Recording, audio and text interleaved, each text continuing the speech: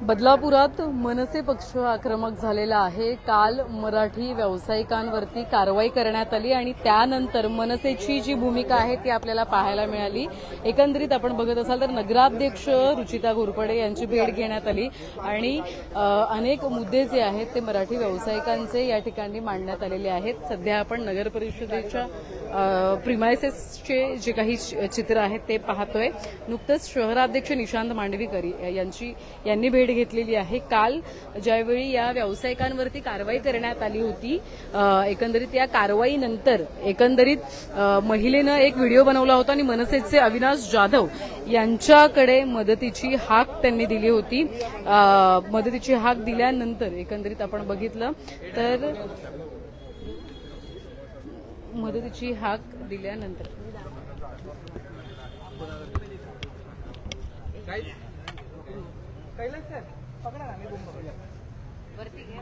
Sir हा घ्या ना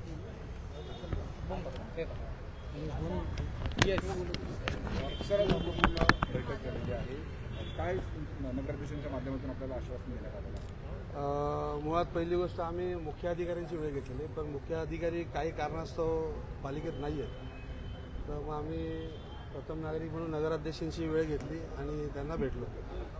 तर वेळेत असं गोष्टी आम्हाला त्यांनी नमूद केलेल्या आहेत की मुळात हे जे काल थोडं कारवाई झाली हे कोणी परप्रांतीय नसून हे मराठी होती आणि महाराष्ट्र नवनिर्माण सेना ही कायम मराठी माणसांच्या पाठीशी उभी असते।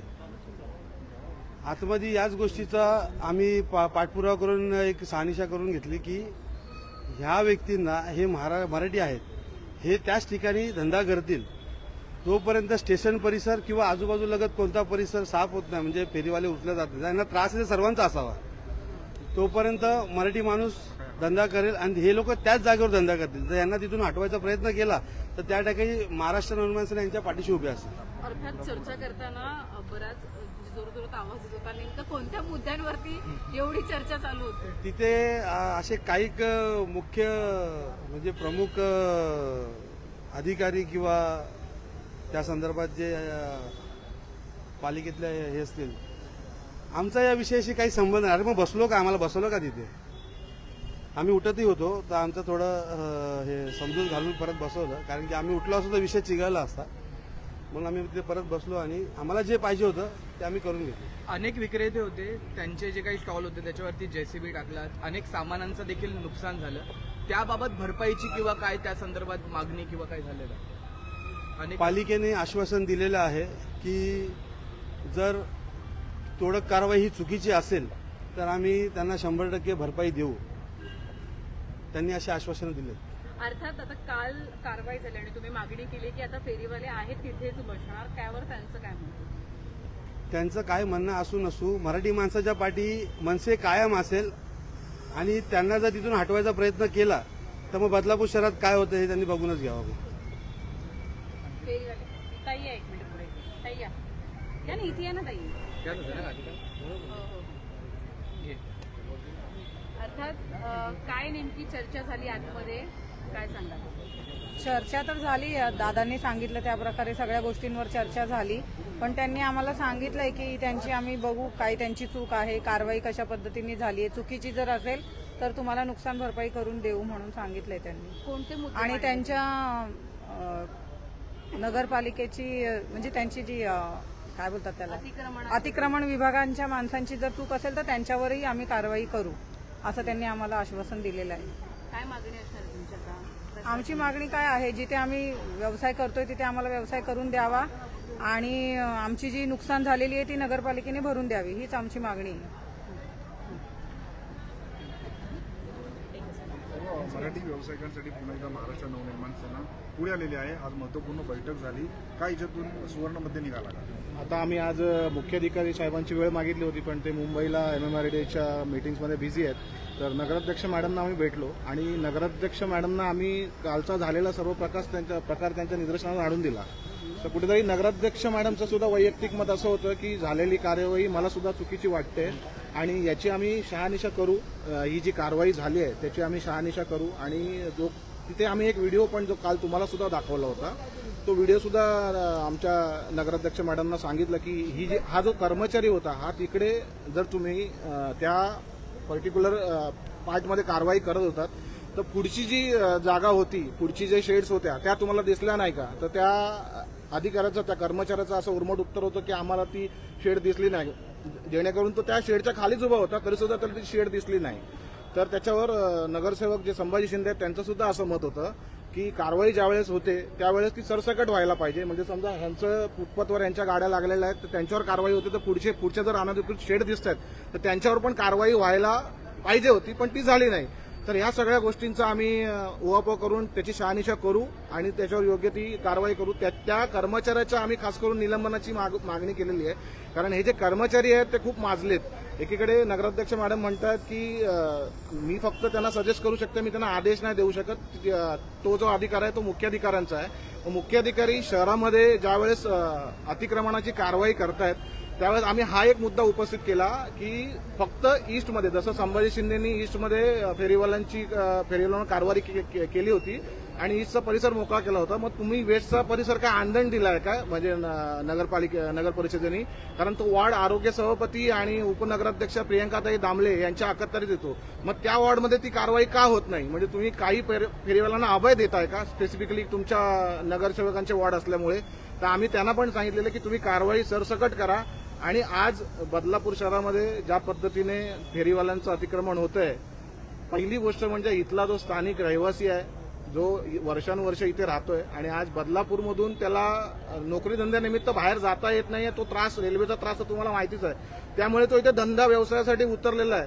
तर त्याला नगर परिषदेने पूर्ण सहकार्य करावं. भले तुमच्या कायदेशीर बाबी ज्या काही असतील त्यांची पूर्तता करून हे सगळे जे आता मराठी व्यावसायिक आहेत ते धंद्यामध्ये उतरलेले आहेत तर त्यांना पूर्णपणे तुम्ही पाठिंबा द्यावा आणि त्यांचं योग्यरित्या पुनर्वसन करावं. आणि नुकसान भरपाईची सुद्धा आम्ही मागणी केलेली आहे. त्याच्यावर असं उत्तर आलेलं आहे, जर ते कायद्याच्या चौकटीत बसत असेल आणि जी कारवाई झाली ती चुकीची झालेली असेल तर आम्ही त्याच्या मागे नक्कीच आम्ही नुकसान भरपाई देण्याचा प्रयत्न करू. धन्यवाद. कायद्याचे कोणते मुद्दे मांडले तुम्ही आज नगराध्यक्षांसमोर? तुम्हाला पूर्ण पार्श्वभूमी तर माहितीच आहे या कथित घटनेची. पूर्ण गोष्ट अशी झाली आहे त्याच्यामध्ये की संभाजी शिंदे साहेबांनी सखोल जनतेसमोर एक मुद्दा मांडण्याचा प्रयत्न केला होता, ज्याच्यामध्ये आम्हाला वाटतं की आम्ही कायदेशीररित्या त्यांची कानउघडणी केलेली आहे. त्यामध्ये ती गोष्ट अशी की साहेबांनी पथविक्रेता संस्थेच्या कायद्यानुसार बोलण्याचा प्रयत्न केला की ते अनऑथराईज जर असतील तर त्यांना उठवण्यापासून कुठलाही कायदा अडवत नाही म्हणून. जेव्हा की पथविक्रेता कायदा 2014 मध्ये कलम 3 पोट कलम 3 याच्यामध्ये क्लिअर नमूद आहे, no street vendor shall be evicted or relocated unless the survey is completed. मग तो सर्वे जर तुम्ही कम्प्लीट केला आहे तर तो तुम्ही सादर केला आहे का, याच्यासाठी आम्ही आता पत्रव्यवहार करणार आहोत. 4 ते 5 मागण्या आम्ही केलेल्या आहेत. तिथे आम्हाला लिगल वेंडर्स जे आहेत त्यांना वेंडिंग सर्टिफिकेट जर इश्यू केले असतील त्याचा खुलासा सादर करण्यात यावा. जर वेंडर झोन डिक्लेअर केले असतील तर ते आम्हाला खुलासा करण्यात यावा. तिसरी गोष्ट, नॉन वेंडिंग झोनमध्ये नॉन वेंडिंग झोनचे तुम्ही फलक लावावे, तिकडे साईन बोर्ड लावावे. आणि असं कित्येकदा आढळून आलंय की नॉन वेंडिंग झोनमध्ये सुद्धा तिकडे जर एखादा वेंडर उभा आहे तर त्याच्यावरती सुद्धा कारवाई करण्यात येत नाहीये. आणि शेवटी जर कायद्याची अंमलबजावणी करण्यात जर तुम्हाला त्रास येत असेल आणि तुम्ही आम्हाला विचारत असाल की आम्ही काय करू, तर हा तुमच्या निष्क्रियतेवर प्रश्न उपस्थित होतोय की तुम्ही मग ते बसून करताय काय. मग जर आम्हाला तुम्ही विचारणार आहात की आम्ही तिकडे काय करायचं म्हणून. दुसरी गोष्ट, यांचं पुनर्वसन करून त्यांना योग्य तो न्याय मिळवून द्यावा याचा आम्ही पूर्णतः प्रयत्न करत आहोत. पण अद्याप याच्यामध्ये एक जी महत्वाचा मुद्दा आहे जो संभाजी शिंदे साहेबांनी सखोल जनतेसमोर उपस्थित नागरिकांसमोर जे आश्वासन दिलेलं आहे की यांना नुकसान भरपाई मिळेल कायद्याच्या चौकटीत राहून, तर मी हे पुन्हा एकदा इकडे सांगू इच्छितो की जर जी प्रोसेस फॉलो करण्यात आली ती कायद्यानुसार जर झालेली नाहीये त्याच्यावरती तुम्ही ठोस भूमिका काय घेत आहात, त्यांना न्याय तुम्ही कसा मिळवून देत आहात याचा तुम्ही आम्हाला लेखी जो आम्ही पत्रव्यवहार करणार त्याच्यात तुम्ही तुमची हमी आम्हाला द्यावी. धन्यवाद. एक दीर्घ चर्चा झाली, काय नेमकं निष्कर्ष झालं, समाधान झालंय का? आणि कालची जी कारवाई झाली त्यावर तुमचं मत? अरे पहिली गोष्ट म्हणजे कालची कारवाई जी झाली, आता हे सगळे फेरीवाल्यांना प्रथम त्या लोकांनी नोटीस दिलेली का, इथून सुरुवात होते. त्यांना 30 दिवसाची नोटीस दिलेली का किंवा त्यांना पूर्वकल्पना दिलेली का, ते काही झालेलं नाहीये. आणि अचानक जेसीपी येतोय, गाड्या तोडतो. अरे तोडायचं तुमच्या बापाच्या आहेत का गाड्या? पहिली गोष्ट, तुमच्या बापाच्या गाड्या होत्या का तुम्हाला तोडायचा अधिकार आहे? कोणी दिला तुम्हाला तोडायचा अधिकार? हा, कायदा तोडायला सांगतो का तुम्हाला जप्त करायला सांगतोय? कायद्याचं म्हणणं काय? कायद्याने फेरीवाल्यांसाठी जो कायदा बनवलेला आहे त्याच्यात त्यांनी स्पष्ट सांगितलं तुम्ही त्या जप्त करू शकता, त्याच्यातलं सामान जप्त करू शकता, आणि जर एखादा खाण्यापिण्याची वस्तू असेल, भाजीपाला असेल, फळवेळ असतील तर ती त्वरित त्यांना दंड भरून परत द्यायची असतात. हा कायदा सांगतोय, हे सर्वसामान्यांना माहिती आहे. आणि यांनी कायदा पायमल्ली तोडवलाय सरळ. का? तर कोणाच्या निर्देशानुसार हे घडलेलं आहे? तिथल्या स्थानिक कोणतरी एखादा हॉटेलवाला आहे किंवा दुकानदार आहे त्याच्या सांगण्यावरनं हे घडतंय का? किंवा एखाद्या कुठल्या तरी बिल्डरचं काही म्हणणं आहे का? गरिबांवर कारवाई करता आणि तुम्ही सरळ सरळ हातवर करताय. आता आम्ही त्यांना टाइम दिलेला आहे की योग्य ती कारवाई व्हायला पाहिजे.